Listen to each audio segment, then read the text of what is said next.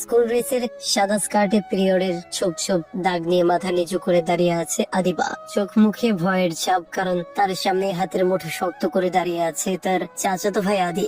আদিবার চেয়ে মাত্র 1 বছরের বড়, কিন্তু আদিবা তাকে জন্মের মতো ভয় পায়। অবশ্য ভয় পাওয়ার যথেষ্ট কারণ আছে। আদিবাকে সবসময় আদির কথা শুনে চলতে হয়। কথার একটু এদিক ওদিক হলেই ভয়ঙ্কর শাস্তি পেতে হয়। যদিও আজ সে কোনো ভুল করেনি, তবুও আজকেও তাকে শাস্তি পেতে হবে মনে হচ্ছে। আদি চোখ মুখ শক্ত করে দাঁড়িয়ে আছে, এমন একটা ভাব যেন পারলে এখনই খুন করে আদিবাকে। কিছুক্ষণ চুপচাপ দাঁড়িয়ে থেকে তাতে দাঁত চেপে চোখ মুখ শক্ত করে আদি প্রশ্ন করলো, কিরে কি বলেছিলাম তোকে? আমার সাথে স্কুলে আসবি, চুপচাপ ক্লাস করবি, তারপর আবার আমার সাথে ফিরে যাবে। এর বাইরে তুই কিচ্ছু করবি না বলিনি আমি? যে কোনো দরকারে আমার ক্লাসে গিয়ে বলবি, আমি সবকিছু করে দিব। তোকে আমি ক্যান্টিনে পর্যন্ত যেতে দিই না, নিজে তোর ক্লাসে গিয়ে টিফিন দিয়ে আসি। তবুও তুই ব্যথা পেলি। কি করে পেলি বল? ক্লাস বাদ দিয়ে কি করছিলি? ছোটাছুটি না করলে তো ব্যথা পাসনি, তাই না? বলে এগিয়ে আসলো আদি।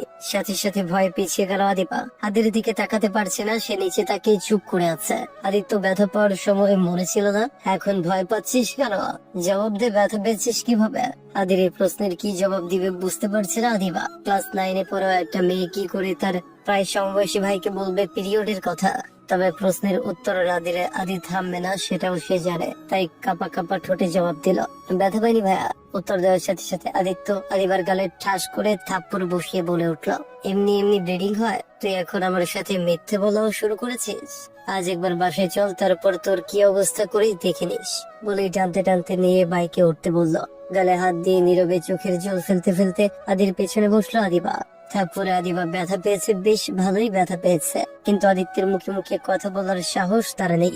আদিত্য চৌধুরী ডাকনাম আদি, আদিবার বড় চাচার ছেলে, ক্লাস 10-এ পড়ে। আদিত্য তাদের পরিবারের একমাত্র উত্তরাধিকারী। পরিবারে 3 চাচার 5 মেয়ের মধ্যে ওই একমাত্র ছেলে। তাই বয়সে ছোট হলেও পারিবারিক সব ব্যাপারে তার মতামতের গুরুত্ব দেওয়া হয় সবার আগে। সবার চোখের মনেই যেন সে। আদিবার 2 চাচা, আদিত্যের বাবা বড় আর ছোট চাচা দেশের বাইরে থাকেন। 3 ভাইয়ের মধ্যে আদিবার অবস্থা একটু খারাপ ছিল, তাই আদিবার এতদিন গ্রামে থাকতো। কিন্তু হঠাৎ বাবা মারা যাবার পর থেকে আদিবার তার ছোট বোন সাদিয়া আদিত্যের বাসায় থাকে, তবে আদিবার মা গ্রামে থাকে। আদিত্যের বাসার সবাই আদিবাদের ভালোবাসেন, তবে তাদের মধ্যে আদিত্য আদিবাকে একটু বেশি আদর করে। আর এই আদর করাটাই আদিবার কাল হয়ে দাঁড়িয়েছে। অতিরিক্ত কেয়ারিং যেটাকে বলে। খেতে দেরি হলে বকা, ঘুমোতে দেরি হলে বকা, এমনকি আদিবা কার সাথে বন্ধুত্ব করবে আর কার সাথে করবে না সেটাও আদি সিদ্ধান্ত নেয়। বাসার কেউ এতে বাধা দেয় না, কারণ বাসার মোটামুটি সবারই ইচ্ছে আদিবা বড় হয়ে জীবন সঙ্গী হোক। আদিবাকে নিয়ে বাসায় ফিরে দেখলো বাসায় কেউ নেই। আদিত্যের বোন অরিন আর সাদিয়া স্কুলে গিয়েছে, তাদের নিয়ে গেছেন আদিত্যের মা আর বাবা অফিসে, তাই বাসা খালি। আদিত্য বাইক থেকে নেমে আদিবাকে টানতে টানতে নিয়ে বাসায় ঢুকলো। আদিবা জানে এখন তাকে শাস্তি পেতে হবে, কঠিন শাস্তি, তাই নিরুপায় হয়ে বলতে লাগলো, আমি ব্যথা পাইনি ভাইয়া, ছেড়ে দাও প্লিজ, আর কখনো এমন হবে না। আদি আবার চোখ মুখ শক্ত করে বলল, এই এক কথা শুনতে শুনতে আমার কান পৌঁছে গেছে, বুঝেছিস? তুই ভালো কথার মেয়েরা, তাই আজ শাস্তি তোকে পেতেই হবে। একবার শাস্তি পেলে দ্বিতীয়বার এমন করার সাহস হবে না। বলেই আদিবাকে নিয়ে গিয়ে বাথরুমে আটকে দিল আদিত্য। আদিবা এবার কেঁদেই দিল, কাঁদতে কাঁদতে বলল, ভাইয়া আমি সত্যি ব্যথা পাইনি, আমাকে আটকে রেখো না প্লিজ। বলার সাথে সাথে দরজা খুলে দিল।